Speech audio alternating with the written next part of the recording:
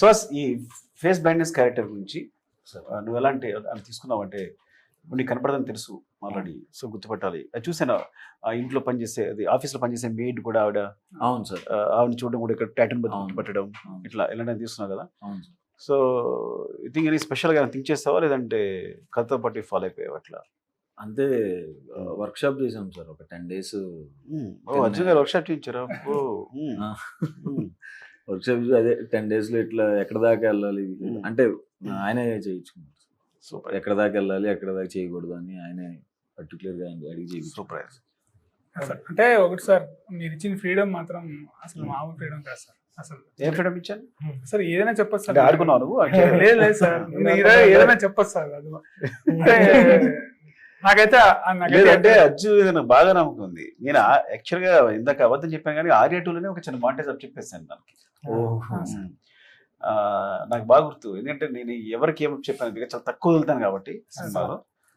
అమ్మాయి నడుస్తుంటే చీర అది అమ్మాయి పైట గుచ్చుకుంటుంది టేబుల్ కి. సో దాని హీరో ఫైర్ చేసేసి తోసేస్తాడు కదా, సో అది తనే షూట్ చేశాడు.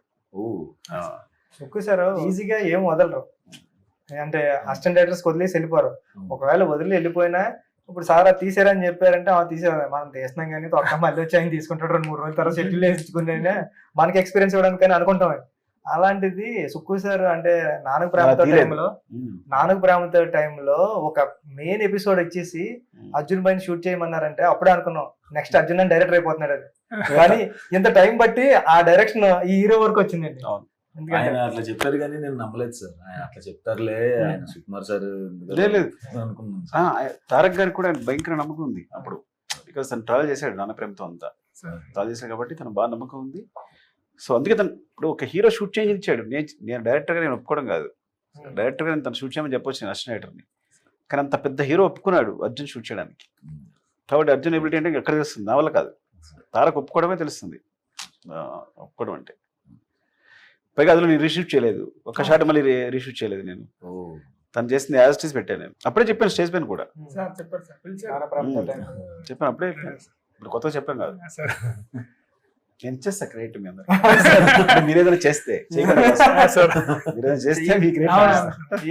అదే సార్ మీ దగ్గర ఉండేది. అంటే ఇప్పుడు మనకు బూస్టప్ వస్తుంది సార్ చేయాలి అంటే, చాలా బాగుంటుంది అది. అంటే థాట్ సీన్ అని కానీ అంటే మీరందరూ చాలా డెడికేటెడ్ పీపుల్. మేమన్నా ఆడుకున్నాం కానీ మా జనరేషన్, మీ జనరేషన్ అయితే చాలా స్ట్రిక్ట్ గా ఉన్నది. మమ్మల్ని చాలా సార్లు అంటే నాకు బాగా ప్రేమ ఏంటంటే తర్వాత ఏదో కొంచెం మారండి. నేను మార్నింగ్ 3:30 వరకు రాసేవాళ్ళం, డిస్కస్ చేసేవాళ్ళం. 3 అనుకుందాం, మళ్ళీ 4:35 సెట్లో వెళ్ళిపోయేవాళ్ళం. So 2.5 hours sleep. ఎగ్జాగరేషన్ అయింది ఇందులో.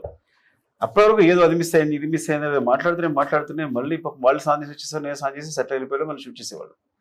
సో అంత టార్చర్ ఉండేది. ముఖ్యంగా తోటస్ అది అర్జున్కి తోట సీన్ ఇద్దరు అంత డెడికేటెడ్. సో అంతే వాళ్ళిద్దరిని మర్చిపోలే నేను ఇప్పుడు.